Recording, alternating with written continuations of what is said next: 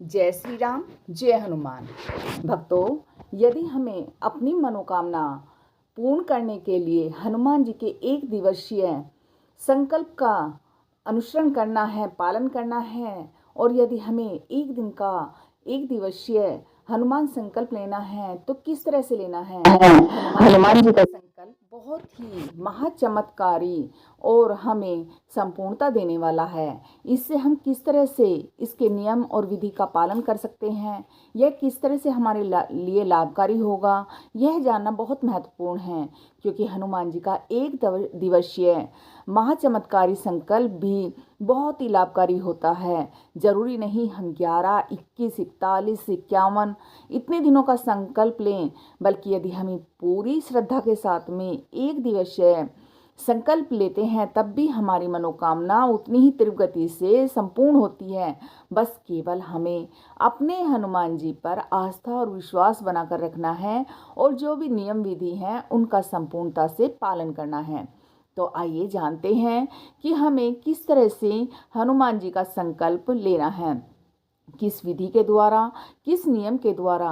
क्योंकि हनुमान जी हमारे हर कष्टों को दूर करते हैं, हमारे जो भी जीवन में संकट होते हैं उनका निवारण करते हैं, हमारी जो भी मन की इच्छा होती है उसे पूरा करते हैं। हालांकि कभी भी हमें मन में दुर्विचार नहीं लाने चाहिए, किसी का अहित करने के बारे में नहीं सोचना चाहिए।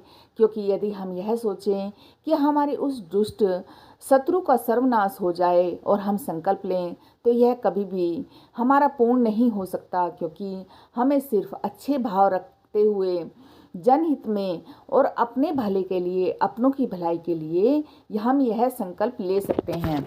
क्योंकि यह संकल्प भी अन्य संकल्पों की भांति फलदायी होता है। यह जरूरी नहीं कि यह एक दिन का होगा तो इससे हमें ज़्यादा लाभ नहीं होगा। क्योंकि हमारे बस मन के आत्मविश्वास, मन की श्रद्धा इसमें पूर्णतः समाहित होनी चाहिए, फिर हमारे आत्मविश्वास को चोगना होना चाहिए। इससे हमारे मन प्रसन्न होता है, निर्मल होता है, पावन होता है। भक्ति के प्रति हमें पूरी लगन होनी चाहिए। फिर हमारा कोई भी कार्य ऐसा नहीं है जो हनुमान जी की कृपा से पूर्ण ना हो। तो आइए जानते हैं कि किस तरह से हम एक दिन का संकल्प लेंगे। इसके लिए आपको सारी वीडियो को पूरी तरह से देखना है, क्योंकि इससे ही आपको पता चलेगा कि हम किस तरह से हनुमान जी का एक दिवसीय संकल्प ले सकते हैं। क्योंकि आधा अधूरा ज्ञान सही नहीं होता। यदि हमें पूरा ज्ञान नहीं होगा तो हम फिर पूरा फल भी प्राप्त नहीं कर सकते। भक्तों, अब हमें करना क्या है। यदि हमें हनुमान जी का एक दिवसीय संकल्प लेना है तो इसके लिए हमें पहले दिन से ही तैयारी करनी है। हमें किसी तरह का भी भोजन ऐसा नहीं करना जो हनुमान जी को प्रिय ना हो। जैसे कि एक दिन पहले भी आपको प्याज लहसुन छोड़ देना है। तामसिक भोजन नहीं करना, बल्कि सात्विक भोजन करना है, जिससे हमारी मन आत्मा निर्मल हो। फिर उसके बाद अगले दिन हम, चाहे मंगलवार हो चाहे शनिवार हो, हम इस संकल्प को ले सकते हैं। और हमें इस दिन उपवास रखना अति अनिवार्य है, जिससे हम अपने मन पर ज़्यादा बोझ ना रखें और ज़्यादा भी ऐसा ना खाएं जिससे हमारा मन अपवित्र हो। और हमें शुद्ध सात्विक मीठा भोजन खाना है। यदि हमारे शरीर की ज़्यादा ही आवश्यकता है, रोगी दशा है, या फिर हम भूखे नहीं रह सकते तो हम फल भी खा सकते हैं और उसके साथ मीठा भोजन हमको ग्रहण करना चाहिए। आप जानते हैं कि किस तरह से हमें इस संकल्प की पूर्णता करनी है। सबसे पहले सूर्योदय से पहले हमको उठना है, स्नान करना है, स्वच्छ वस्त्र धारण करने हैं और फिर एक चौकी लगानी है जिस पर हम राम दरबार की फ़ोटो रख सकते हैं, मूर्ति रख सकते हैं। यदि हमारे पास यह फ़ोटो और मूर्ति उपलब्ध ना हो तो हम किसी भी तरह की पेंटिंग जिसमें श्री राम जी हों या फिर रामायण, राम तस्वीर हम राम दरबार के रूप में रख सकते हैं। उसी के साथ में हमें हनुमान जी की कोई भी मूर्ति, पंचमुखी मूर्ति या फिर किसी भी तरह की फ़ोटो हम हनुमान जी की वहाँ पर रखेंगे। उसके बाद हम एक तांबे के जल का लोटा रखेंगे जिसमें हम गंगा जल भर कर रखेंगे। और फिर उसके बाद हमको वहाँ पर दीपक प्रज्वलित करना है और वह दीपक हमें पूरे दिन चले इसमें हम अपनी सामर्थ्य के अनुसार घी, तिल का तेल, चमेली का तेल या फिर हम साधारणतः सरसों के तेल से भी दीपक जला सकते हैं। इससे कोई विशेष ये नहीं है कि हमको चमेली का तेल ही जलाना है या फिर दीपक में हम घी ही डालें। हम अपनी सामर्थ्य के अनुसार तिल के तेल से या फिर सरसों के तेल से भी दीपक प्रज्वलित कर सकते हैं। उसके बाद हम वहाँ पर पूजा अर्चना करेंगे, फल फूल चढ़ाएंगे, यथाशक्ति हम वहाँ पर प्रसाद रखेंगे। वह प्रसाद फिर चाहे हलवे का रखो या किसी भी चीज़ का, ज़्यादातर हनुमान जी को प्रिय बूंदी के लड्डू होते हैं, इसलिए हम वहाँ पर बूंदी के लड्डू अथवा गुड़ चना भी रख सकते हैं। फिर हम एक माला 108 मनके की राम नाम की करें। उसके बाद हम जितनी भी चाहें हम हनुमान चालीसा कर सकते हैं। फिर उसके बाद उपवास करके हम पूरे दिन के लिए अपने काम पर रह सकते हैं। हमारे मन में अच्छे अच्छे विचार रहने चाहिए, मन में कहीं भी कोई कुविचार नहीं आना है, किसी के प्रति द्वेष नहीं रखना है, कोई झूठी निंदा चुगली बुराई हमें किसी की नहीं करनी है। हमें पूरे दिन अपने मन को शांत रखना है। हनुमान जी की लीला गाथा हमको अपने मन में बनाए रखना है।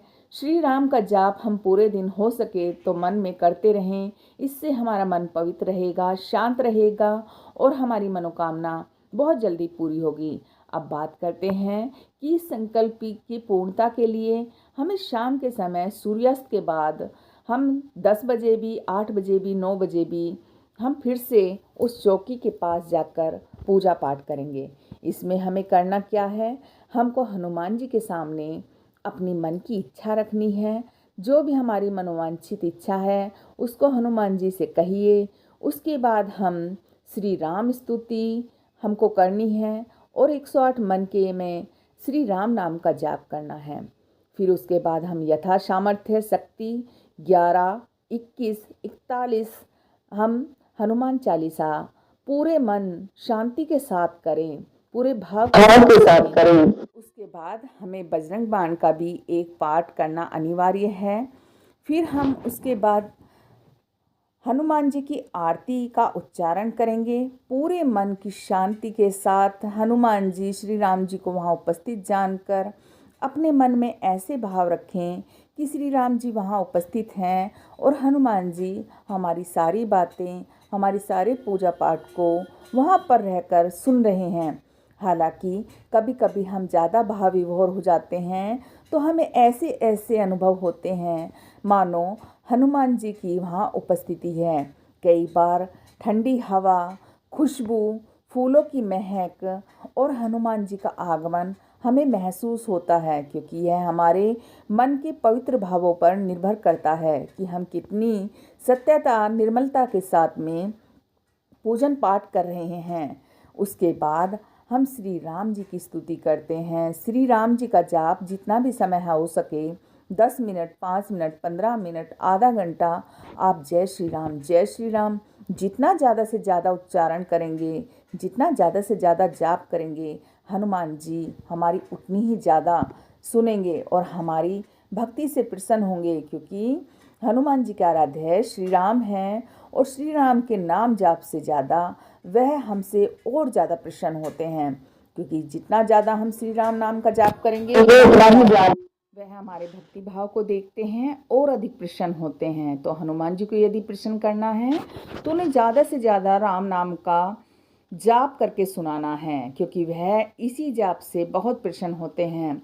हनुमान जी अपने आराध्य के नाम से इतना प्रसन्न होते हैं कि वह मग्न होकर सुनते हैं। इसलिए हमें ज़्यादा से ज़्यादा राम नाम का जाप करना है।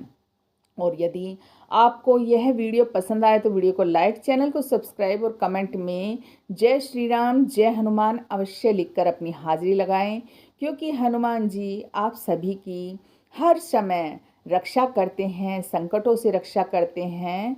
तो सभी भक्तों को जय श्री राम, जय हनुमान।